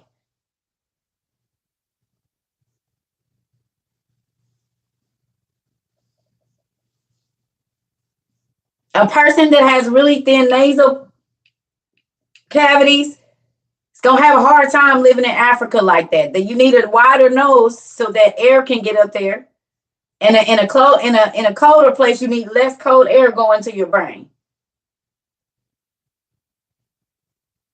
Go to prison, dark skin, get out light skin. You ain't lying. They sure do be a lot light. Because they don't get no sun. They don't get no vitamin D.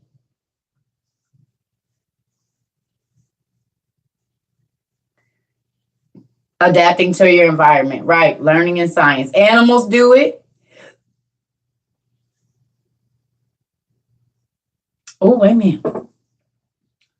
My parents gave me a bug-out bag for Christmas. Come on now. That's the kind of... I'm so happy that y'all asked for books and bookshelves and bug-out bags and emergency food. Listen. Y'all was like, scratch that whole list. I've been telling you all year, this is what I want right here. Can you buy me some...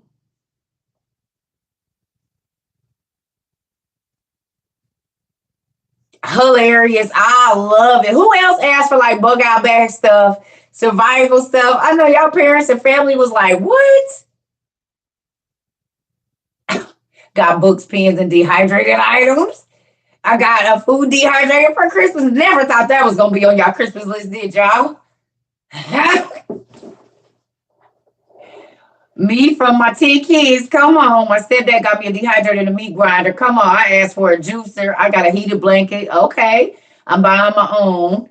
Got food. Me, I asked for books. Wait a minute. I got shot 9 times and 2 angels would come in my room at night. One was black and one was white. Are you serious, Chill Will?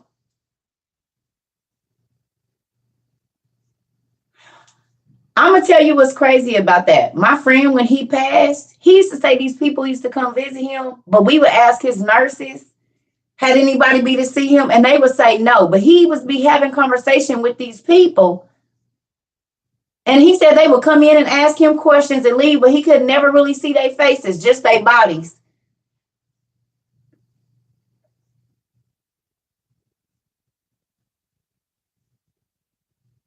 I got both the OTP, Apocrypha, and Dead Sea Scrolls for Christmas. Yes, my wish list was a solar power generator. Circa, I just seen a solar oven on QVC. I tell you the truth, I'm getting that solar oven. I told you we is pushing these buying trend. Y'all don't think we pushing the buying trend? Somebody said our water filter thing showed up, our 2.5 gallon water filter thing showed up at Walmart for $107. They didn't have him at first.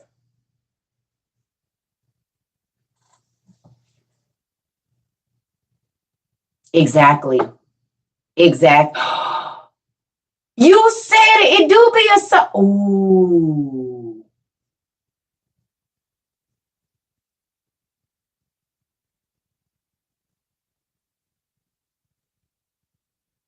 Until you start cooking with it. Until you start making homemade butter and he can dip his finger in homemade whipped cream that you done put together. And he be like, ooh, babe, because you told me, you know what? Go buy you some cream today and make you some whipping cream this evening. And do the whole finger thing. And then look at him and say, I shouldn't have bought this. I should not have bought this at all. Put it on the top of a little strawberry and keep it moving. Make you some chocolate syrup in there too. Wow. For everybody, because I'm telling you what to do. He be like, "Babe, you don't want to use your, I bought you this." My ex-husband used to go buy me stuff to make. He did. He'll be like, "I seen this recipe. You think you can make this bread, babe? I know you can make it." Nah, I believe it. I believe it. I believe it. I'm telling you what to do. You gotta put your cheese out there, girl. Zarvis, close your ears.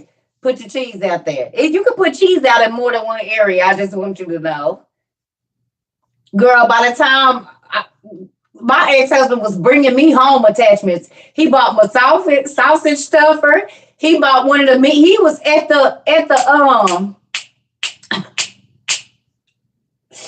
he used to be at the Bed Bath and Beyond getting with them people like, okay, so I don't think my wife got this attachment. I bet.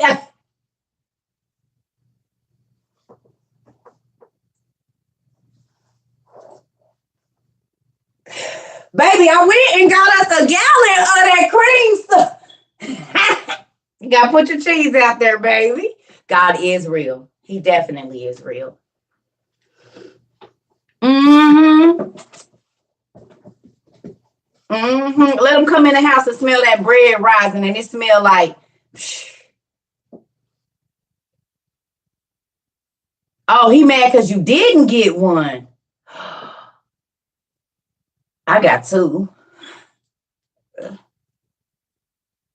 I told you, garage sales, offer up, pawn shops is good places to buy that stuff. Like wait a month, and all the chicks that got them that ain't gonna use them, they gonna pawn them. Go right on in there and get all your little attachments and stuff.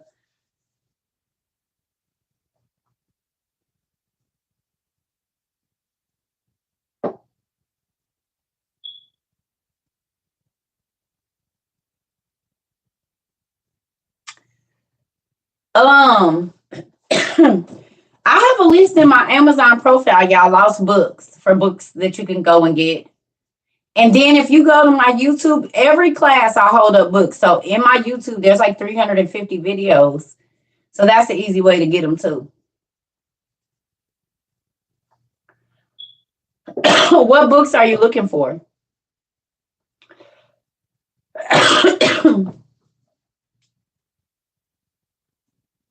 What books are you looking for?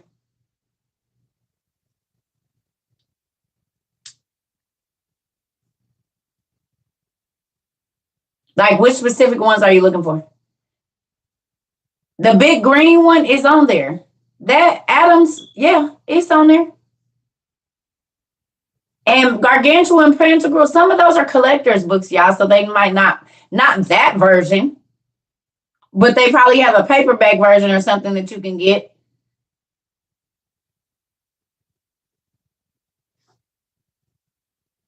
Gargantuan Pentacle, you might not get that version of it because a lot of my books are collector's editions too.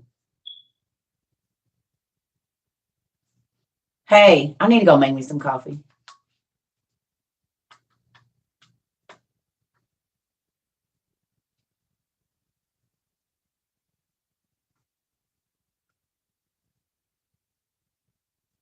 Mm-hmm.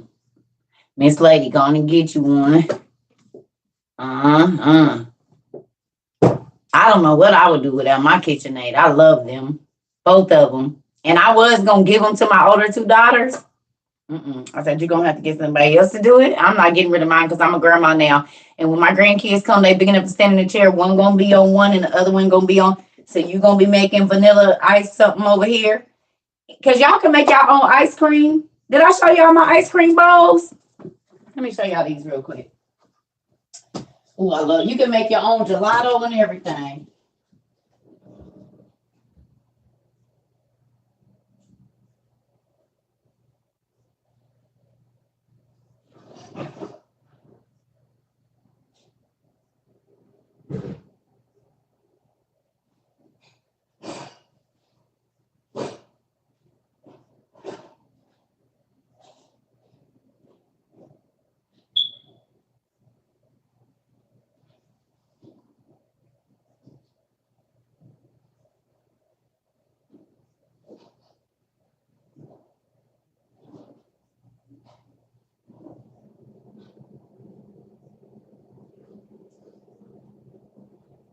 And yes, they dusty because they been sitting. They used to sit up on the thing. I ain't used them because my kids ain't here. But these right here, see, you can make your own ice cream with this. A sherbet, sorbet, whatever you want to call it, all of that. You just put this bowl. Now I need to rinse this one because it's dusty, real dusty. It's been on the shelf. But you put this in your freezer for like 24, 48 hours, let it get cold. Put that attachment in there. You make your mix, and baby, you got instant ice cream. So I didn't buy ice cream for a long time. You can make your sherbets and everything, and y'all see I got two. Because some of my kids don't like chocolate. Some of them want this and that. So it's two of them. You can make your own ice cream. Gelato, sorbet, all of that. You just freeze this. And let it make sure it's solid. And then when you pour that stuff in there, your little mixer, and you're going to see it start to frost up on the sides. Right? Don't use no metal in these things, though, because you'll mess them up. Put your attachment in there and put it on your KitchenAid, baby. And there's, see? Here go my two beaters. So then it just churn real slow like that. And you'll see it. You will just see it. Ooh, you can make whatever kind of vanilla ice cream, banana, pecan, whatever you want, chocolate chip. Make your own. I didn't have money like that. And even when I did, I was not going to keep buying this. We made our own brownies. I told you, I kept 3 or 4 things of cocoa powder. My kids know how to make brownies, peanut butter, cheesecake, all that mess from scratch because we'll be able to eat more of it if we make it at home. If I go buy a cheesecake, we're going to get a little bitty sliver. But we can make a whole pan of cheesecake or a whole pan of brownies or a whole pan of whatever else we going to make. Man, my kids, they greedy.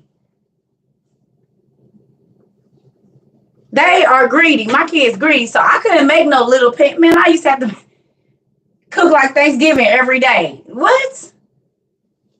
But KitchenAid makes everything easy because all I got to do is take my vanilla, my egg yolks, blah, blah, blah. You can make that good old-fashioned ice cream that your grandma made with the eggs, sugar, vanilla, and all of that. You can make a sugar-free ice cream. It's sugar-free recipes. It's sugar-free recipes. It's sugar-free recipes. You don't have to have sugar. You can use apple juice and all different sorts of things. You just got to seek and you shall find. Seek and you shall find.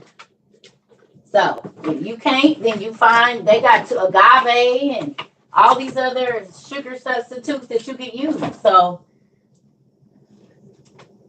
only if you don't want it.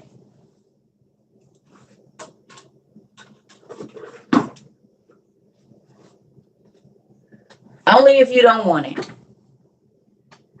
Yeah, he was. I told you my kids used to wake up to fresh bread like every morning. They came home, homemade pasta, homemade bread made from scratch. Oh yeah. That's the only thing I miss about being with my kids and my ex. I don't miss being with him. But to see the excitement, because I didn't work. So I'm about to throw down. They about to have, I'm talking about 5 o'clock, 4 o'clock in the morning. This man is bread coming straight out the oven, fresh bread. And people used to be like, what's your wife make today, man? Did she send a little bit extra for us? I used to make pumpkin bread, sweet potato bread. Oh my God. They used to wake up that double chocolate banana bread I was telling you about. I used to make all kind of stuff. But now I don't got nobody to cook for, so I just don't be doing it. But I showed y'all that big old pan. Man, listen, this was every day. My daughter just called. She was like, I don't see how people eat jarred tomato sauce. Mama, what's the recipe? I made my own tomato sauce. I made everything. Yeah, they be on here. They be on here all the time, and I don't know they be on here. They be in here. They said, I said, mom, and you didn't say nothing. It's hard. That's why y'all seen all my pans. I got roasters and listen, I used to be doing all that. What you say, just on my adoption plate. Y'all watch me grind up my own meat. We got the sausage stuffers. We made our own brats. We made all of that chicken brats, and we made our own breakfast sausage and everything. What you say, you can cook for Tone, huh? Well, I was cooking for a Tone and then we got divorced, so I'm just playing, Tone. I'll cook for you. Yeah. Mm-hmm. That's why, okay, young ladies, y'all remember I said you can be expensive or you can be valuable. Young men, that goes for you too. And for y'all young folks that's in new marriages and stuff like that, cooking is an amazing spouse.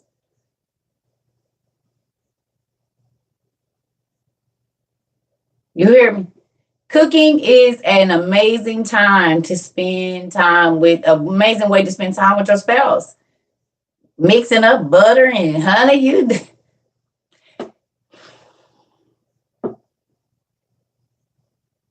I'm telling you right now, if you do it right, it is all that you need to go take them kids and send them outside.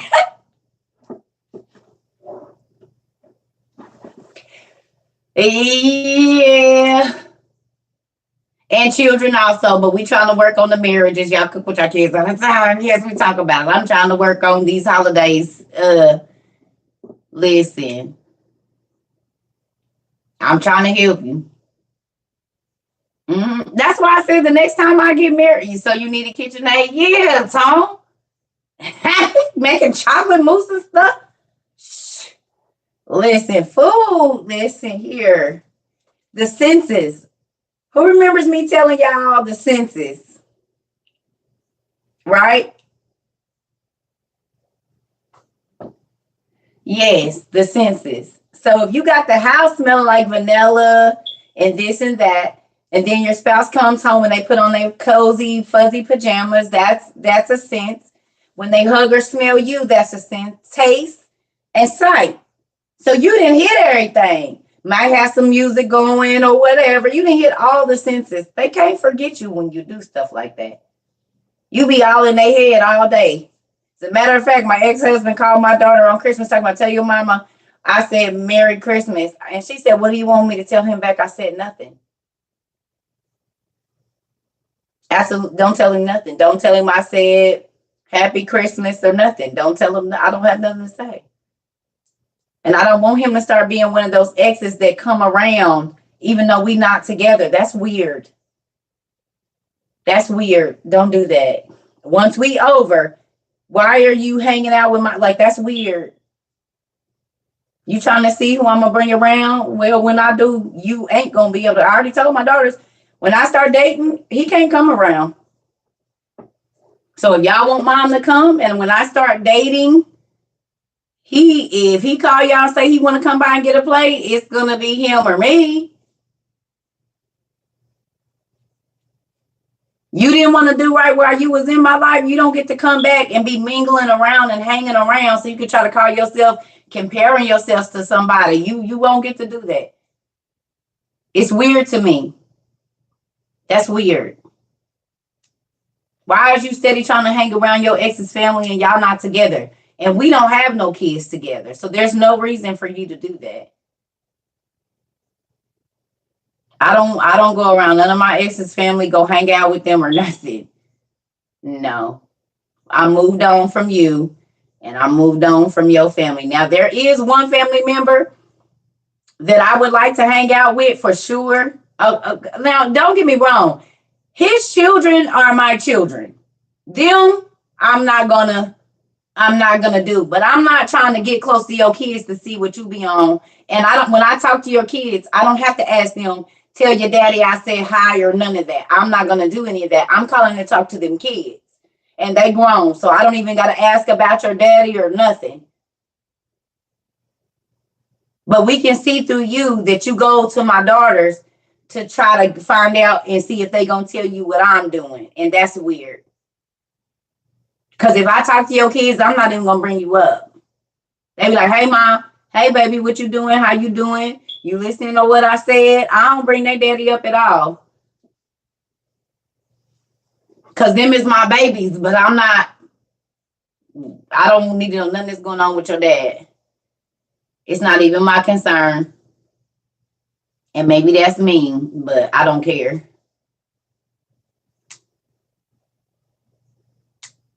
Mm-mm. No, you don't need to come around my family no more, and we divorced. And it's different if you got kids together, but if you don't, no, there's no reason for you to be around here. Mm-mm. And maybe that's mean.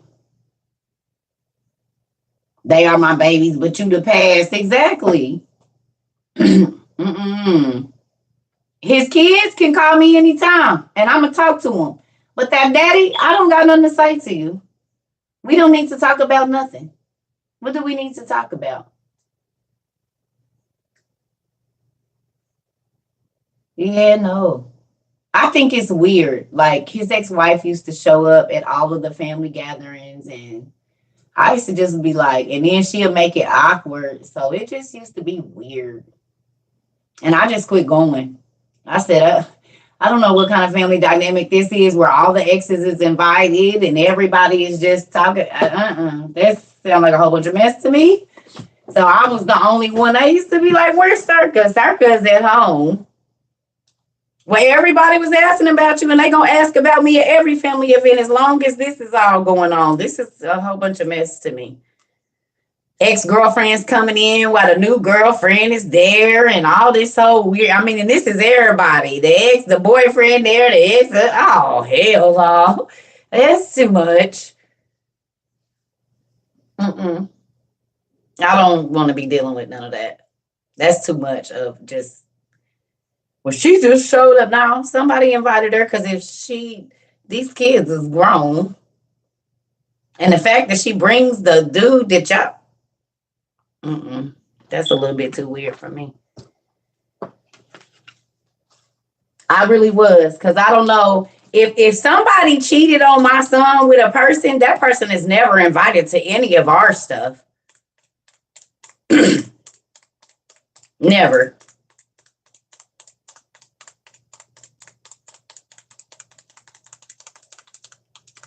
If you the reason my son hurt, half of you better not. If this little Negro is the reason that my son's family is torn apart, he's never welcome at nothing for my son and our family.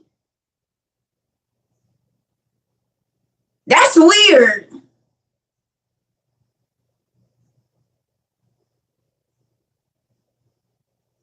You invite the Negro that crushed your son's heart with his what? Yeah, I'ma head out. If you would do that to your own child, what you would do to me? Depends what you said out there. Cause girl.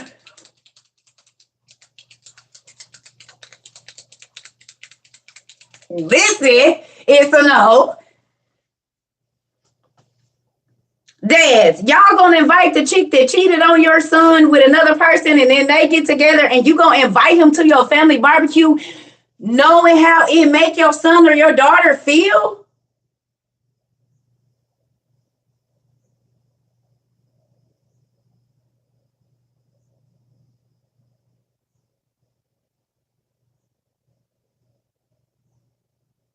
I know you don't give a damn about me.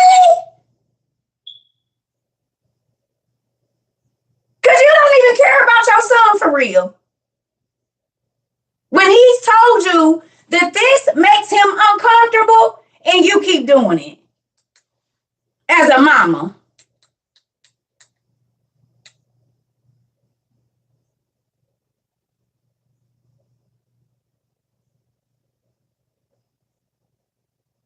Hell, you can't come nowhere near this place.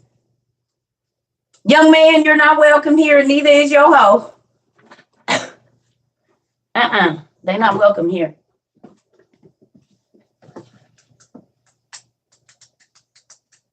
That's crazy. You ain't, no. Mm-mm. And that's why I just quit going to all the family, everything. I don't even want to go. You want to go? Nope. Mm-mm. And I sit right on at home. Because that's too messy of an issue for me, honey. That's too messy. Oh yeah, they block me all the time. I know what it is. Every time we get on here and get to telling the secrets, I'm gonna get blocked. Not blocked, but they be doing that where people can't get on here. Yeah, y'all. People is crazy. And that's why I just, certain stuff, I don't have to be a part of it. Mm-mm. And I don't knock nobody for what you do, but to me, that's messy. If this person does not give your son a happy feeling, why would you keep inviting them to family stuff? That doesn't make any sense to me. And he's asked you not to do it, and you continue to do it anyway. If my mom say, "Mom, I don't want her over there. She need to drop my kids off and leave," honey, that's what it's gonna be. Especially if y'all not together no more. You don't gotta be over here. Ain't nobody about to do nothing to your kids. If they was fine with you leaving them over here with us before y'all got divorced or separated, then they gonna be fine afterwards. Go on, baby. I'll call you or I'll drop them off to you. But no, you ain't coming in my house. You don't need to be here. And don't worry about who he got over here because y'all not together no more. It's none of your business. And no, I'm not gonna tell you nothing about her because if he wanted you to know, he'd have told her. He'd have told you. So no. Uh-uh. It's a lot of mamas and daddies that keep up a lot of drama trying to be loyal to people that hurt your child. That's crazy.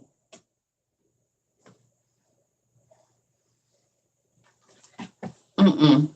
Now, I'm not going to support my child in they wrong, but I'm definitely not supporting nobody that was purposely hurting my child.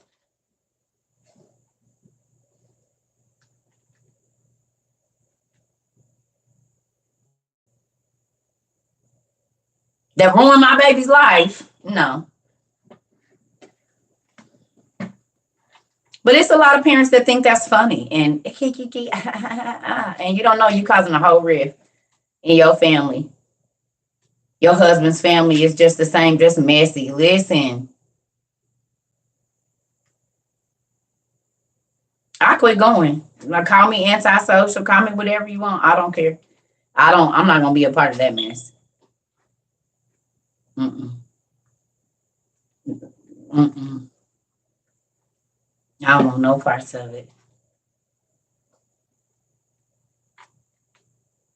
And so, what, not even a year or two into our marriage, I quit going to all family functions. Every family function they had, and we was married for 5 years. So from probably a year and a half on for the next 3.5 years, I didn't go no family function. Maybe one or two, and I was ready there 3 minutes, 30 minutes, and I'm ready to go. And it wasn't more than five for sure. The whole time we was married, probably six maybe.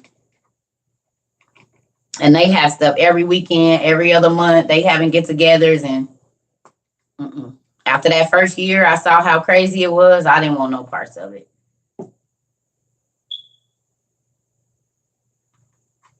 Family or no family, I'm not dealing with that. So I'm about to go, y'all. I got some other stuff I got to do. I don't know if we're going to have class this evening or not because we didn't did a lot today already. And I got to check on some stuff and look in accounts and see what I need to be doing. I think they re-upped on the books because I saw I got to send some books out, but they got books. Amazon got books. So, well, let me not say that because there's some people that probably could have went on there and bought them since I've been on here. If there's books and Amazon ain't selling me books they don't got, I'm going to send out books. Now, if they selling me books that they don't got, which means they put them out for a week after now, that means they don't really got the books. Because when they really got them, they get there in 2 days. I know when they selling me books they ain't got because it'd be a week or more that book is out. So that means they selling books they ain't got. Mm-hmm. I love y'all. Hope y'all have a great day.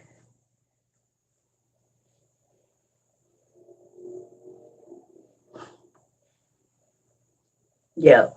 So I love y'all. Have a good day, y'all.